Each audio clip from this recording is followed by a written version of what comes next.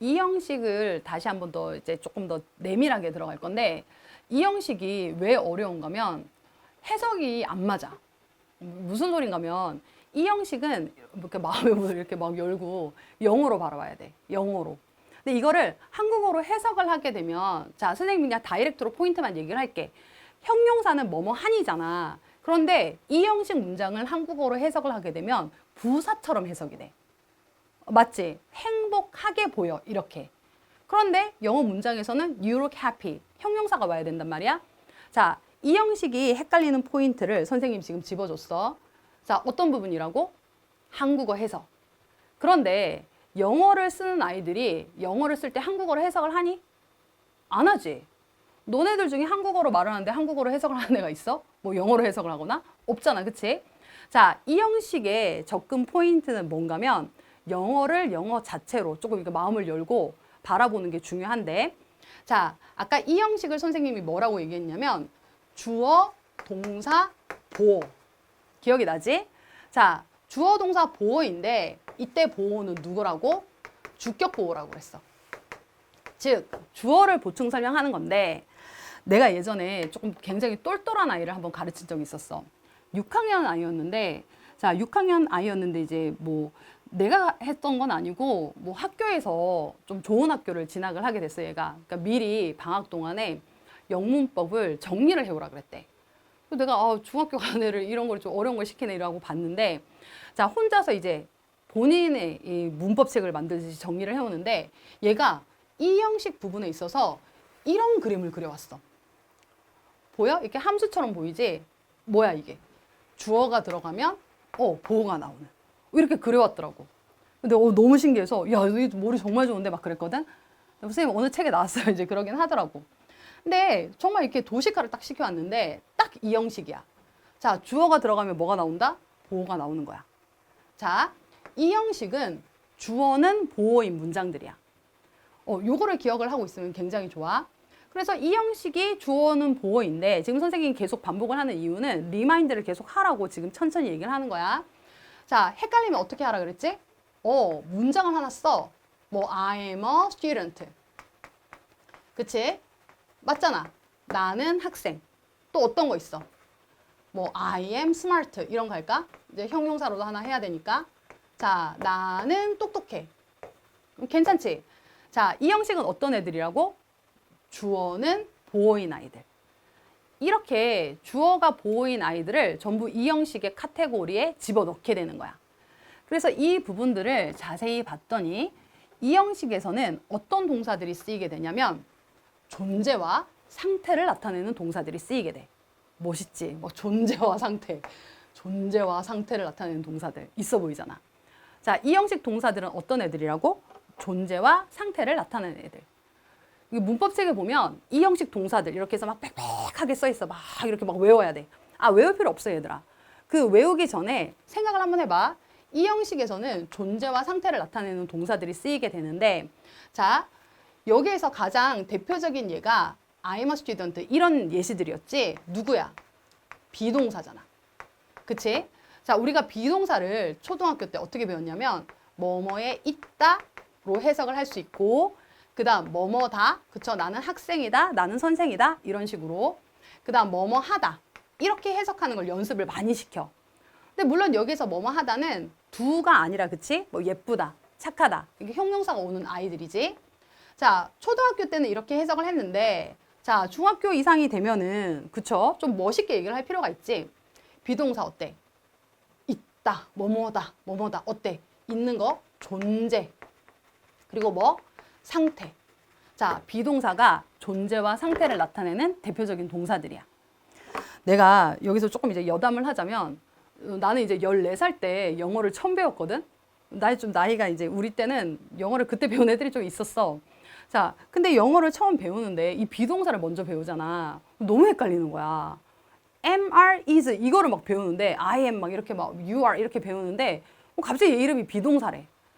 근데 이거를 선생님이 좀 이렇게 차근차근 설명을 해 주셨으면 좋았을 텐데, 그냥 am, are, is 이제 배웠다가 이거 이제 막 문제 풀기로 배웠다가 얘가 갑자기 비동사라니까 순간 이렇게 딱 헷갈리더라고. 내가 그때 알았어. 너희들이 그 문제를 풀 때 조금 헷갈리잖아? 그럼 다시 본질로 조금 돌아갈 필요가 있어. 자, 그래서 이제 다시 이제 비동사 얘기를 하자면, 자, 비동사는 존재와 상태라고 그랬잖아? 근데 이 비동사가 이제 존재와 상태, 그리고 MR이즈의 원래 이름이 B라는 것까지 이해를 했는데, 그때가 언제였냐면, 중학교 2학년 정도 됐었던 것 같아. 근데 그때 이제 뭐 공책이나 뭐 이런 거, 문제집 이런 거에 좀 이렇게 좋은 글귀 같은 거, 이렇게 좀 여백에 써놓는 부분 있잖아. 근데 그때 이제 투부정사 부분이었던 것 같은데, 뭐라고 쓰여 있었냐면, to be or not to be, that is a question. 이런 문장이 있었어. 이거 뭐니 이거? 햄릿에 나오는 그 대사잖아. 사느냐 죽느냐 그것이 문제로다. 나는 이제 사느냐 죽느냐 그것이 문제로다. 이렇게 햄릿을 한글로 이제 먼저 읽었으니까 당연히 그 명대사니까 사느냐 죽느냐 그것이 문제로다. 어떻게 해석을 해야 될 것 같아? 뭐 to live or to die 이건 줄 알았지. 근데 그 문제집에 이렇게 쓰여 있는 거야. To be or not to be? That is a question? 뭐지? 사느냐 죽느냐인데 왜 비동사를 써놨지? 내가 그때 정말 이렇게 막 캐주얼 마크가 나야말로 이제 문제가 생긴 거야. 근데 이제 나도 학원을 하지만 좀 어떤 말을 굉장히 많이 하냐면, 선생님 이제 시골에서 자랐고, 시골에서 공부를 했고, 그리고 학원 안 다녔었어. 뭐 다녔어. 이제 몇 번 다녔어. 근데 떠들다가 쫓겨나고 막 이랬어. 근데 그때 학원 안 다니니까 뭘 하니 얘들아? 집에 있겠지. 그럼 집에 있으면 뭘 하니? 그때는 뭐 유튜브, 뭐 핸드폰 이런 게 없었을 때였으니까 그냥 책만 읽어. 우리 때는 책을 읽는 게 레저였어. 이게 너네 유튜브하고 막 이러듯이. 그리고 뭐 시간이 넘쳐나. 그러면 이런 문장들이 하나씩 이렇게 나오잖아? 뭐해? 생각해. 왜 틀리지? 이게 왜 to live or to die가 아니고 to be or not to be지? 한국어로는 사느냐 죽느냐인데 왜 이런 말을 해놨지? 그리고 그때는 있잖아. 단어도 이렇게 사전 이렇게 두꺼운 거로 막 찾았어. 그러면은 보고 싶지 않아도 그 파생되는 의미들을 볼 수밖에 없는 구조였거든? 뭐 한 날이 지나고 뭐 두 날이 지나고 뭐 남는 게 시간이니까 뭐 학원도 안 가, 난 텔레비전도 별로 안 좋아해가지고 앉아가지고 계속 이제 뭐 생각나면 또 생각하고 이러는데, 곰곰이 생각을 하다 보니까 존재와 상태잖아. 존재와 상태. 사느냐 죽느냐, 존재하느냐 존재하지 않느냐, 내가 그 상황에 머무르느냐 머무르지 않느냐, 바로 그거더라고. 비동사가 갑자기 뭔가 이렇게 막 살아 숨쉬듯이 내 가슴으로 막 들어오더라고. 자, 비동사 얘기를 이렇게 많이 하냐면, 이게 비동사가 따로 떨어져 있다는 것 자체가 영어에서 굉장히 중요하게 생각한다는 뜻이거든. 자, 그런데 이제 다시 존재와 상태를 나타내는 대표적인 동사가 이제 비동사라 그랬어. 다시 우린 또 스킬로 들어갑시다. 자, 이 비동사의 의미를 잘 기억을 하면서 이 밑에 여러 가지 이제 예시들을 뒀는데 거의 비슷비슷해, 애들이. 거의 비슷비슷한데, become도 뭐뭇이 되다니까 어때? 상태를 나타내는 게 되겠지. 그 다음 grow도 존재와 상태를 나타내는 자동사로 쓰여. 뭐 키우다 할 때는 타동사인데, 자, 어때? grow. 이 표현을 잘 알아둬야 돼. 이게 무슨 뜻인가면, 이거 잘못됐네. 이렇게 바꿀게, 선생님이. You grow me. 너희들이 이제 나중에 유학을 갈 거 아니야? 유학을 가서 이제 뭐 여자친구를 만나고 남자친구를 이제 만났을 때 뭐 이런 표현 하고 싶을 때 있을 거 아니야. 처음에는 별로였는데 점점 좋아지네. 자, 이런 표현이 영어로 뭔가면 You grow me. 어때? 괜찮지? 빨리 외워. You grow me 한 5번씩 해 지금. 자, 써먹어야 돼, 이런 거는. 자, You grow me. 자, 잘 생각을 해보자. 얘가 진짜 막 이렇게 막 커? 네가 막 키워 얘를? 아니지. 처음에는 별로 좋지 않았는데 점점 좋아져. 어때? 상태가 변하는 거지. 그치? 그래서 이제 grow도 이렇게 들어가게 돼. 자, 그 다음. 자, 우리도 있잖아. 이 go라는 동사를 볼 때, 쟤는 맛이 갔어, 맛이 막 이러잖아. 그치? 쟤는 맛이 갔다 막 이렇게 얘기를 하잖아. 근데 우리가 그때 맛이 갔다 이렇게 얘기를 할 때 그게 정말 걸어가는 건 아니잖아. 그치? 영어도 똑같아. go bad. 맛이 갔구나.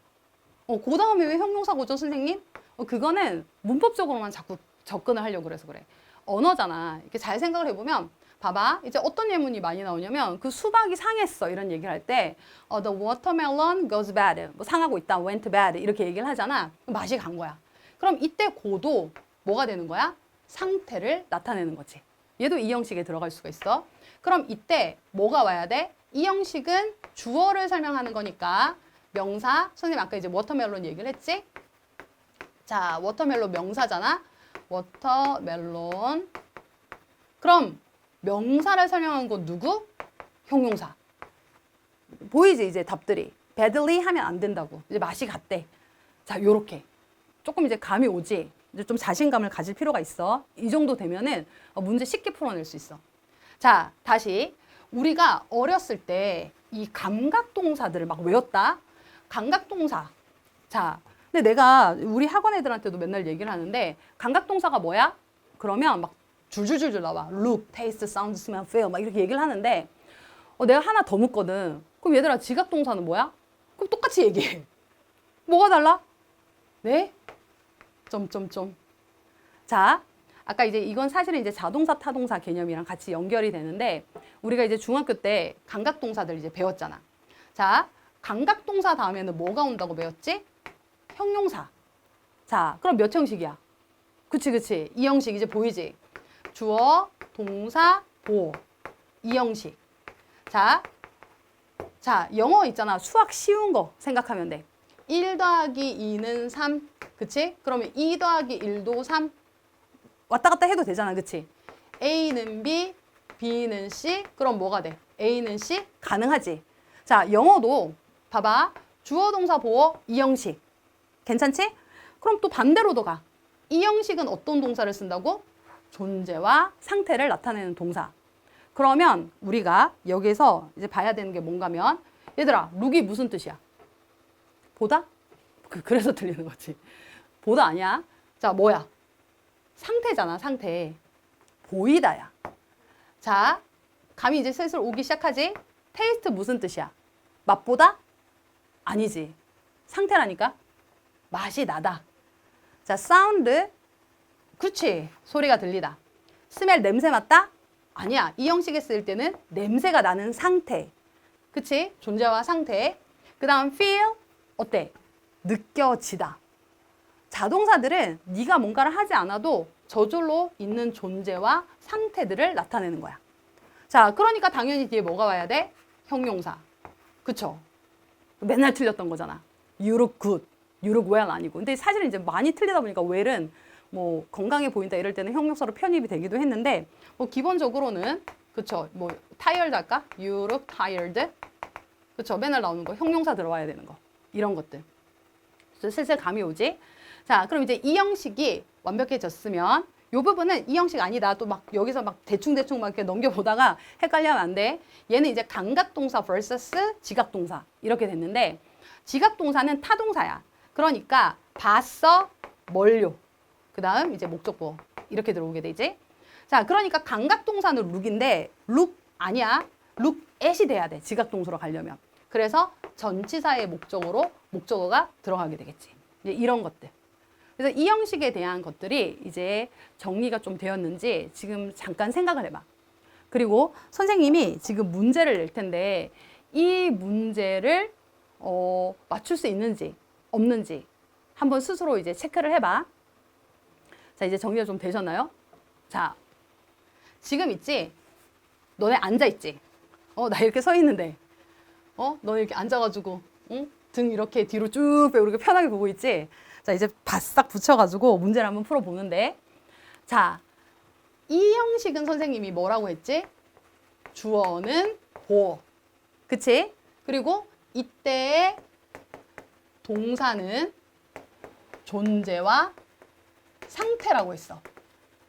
자, 너희들 지금 아주 조용히 앉아있지? 자, 너희들이 아니야? 막 시끄럽게 앉아있어? 자, 조용히 앉아있겠지? 자, you sit quiet가 맞을까? 아니면 you sit quietly가 맞을까? 자, 1번이 맞을까? 2번이 맞을까? 자, 생각을 해보자. 답이 나왔어? 자, 지금 문법이 있잖아. 고등학교 가면 사실은 조금 더 오히려 쉽다? 왜냐면 중학교 때는 이렇게 쪼가리로 문장을 하나씩만 던져주고 답을 맞추라 그래. 그러니까 정말 원론적인 것들만 얘기를 해야 되거든. 그런데 고등학교 가면은 이제 문제들이 주절 이렇게 맥락이라는 게 있잖아. 그래서 지금도 선생님이 너희한테 이제 맥락을 줬잖아. 어떤 맥락이야? 너네 지금 앉아있지? 그치? 너네 지금 이제 막 나는 이렇게 막 열심히 이렇게 얘기를 하고 너는 잘하고 있고 이렇게 이제 앉아있지? 자, 그럼 너희들이 앉아있는 거 you sit quiet일까? 아니면 you sit quietly일까? 대답이 나왔는가? 자, 정답은 you sit quiet. 쌤 왜요? 자, 우리가 감각동사라던가 혹은 이형식 동사를 외울 때 없다고. 이런 단어들은 없다고. 근데 이게 갑자기 왜 나왔냐면, 자, 고등학교는 이렇게 뜬금포로 막 나오잖아. 그럼 맥락을 잘 봐야 돼. 맥락을 잘 보면 되는데, 지금 선생님이 계속해서 이야기를 한 게 이형식 동사는 뭐라 그랬지? 존재와 상태. 그치? 존재와 상태인데, 지금 너희들이 앉아 있는 건 상태잖아. 그치? 그러면 누구를 설명해 줘야 되는 거야? 너를 설명해 줘야 되는 거야. 그치? 그럼 이거를 비동사로 바꿔볼까? You are quiet. 너네 조용하지 지금? 말 되잖아. 그치? 이해됐니? 그렇지. 저 고등학교 내신도 중학교 때처럼 막 외워. 근데 뭘 알고 외워야 이제 쉽게 외워지지. 좀 뭔가 이렇게 보이지 않니? 자, 그럼 이런 건 어떻게 쓰느냐? 자, 애들이 이제 막 돌아다니고 있어. 그럼 뭐라고 얘기해야 돼? 조용히 앉아라 얘들아. 봐봐. 조용히 앉아라 할 때는 진짜로 이렇게 앉아야 되지. 어떻게? 동작이 들어가잖아. 동작이. 자, 그럼 동작을 설명하는 건 뭐다고? 이제 부사. 이렇게. 좀 이해가 되지? 자, 다시. 존재와 상태를 나타내는 거. 그러니까 이 형식 막 동사 이렇게 막 외우는 거 뭐 쓸모없다고 얘기하는 게 아니야. 암기는 굉장히 중요한 부분이야. 학습에 있어서. 그런데 이해가 동반이 되면 암기에 대한 부담이 굉장히 줄어들어. 그리고 선생님 뭐라고 얘기했지? 항상 개념이 가장 중요해. 자, 지금 여기에서 sit은 상태잖아. 그럼 몇 형식? 이 형식. 그러면은 너에 대한 상황을 얘기해야 되니까 quiet. 왕왕 이런 게 나와 이제 내신에서도. 그럼 이런 거 알고 외우면 조금 쉽게 접근이 가능하죠. 자, 그리고 이제 딱 이런 거 나오면 선생님 낼 수도 있겠다 라고 이제 감이 딱 오고. 자, 여기에서 you sit quietly. 얘도 맞는 문장이야. 그치? 근데 상황이 어떤 상황이야? 뭐 너네가 뛰어다니고 있어. 돌아다녀. 얘들아 조용히 앉아라. 그럼 너네가 조용히 앉겠지. 그럼 you sit quietly. 요렇게. 좀 이해가 돼?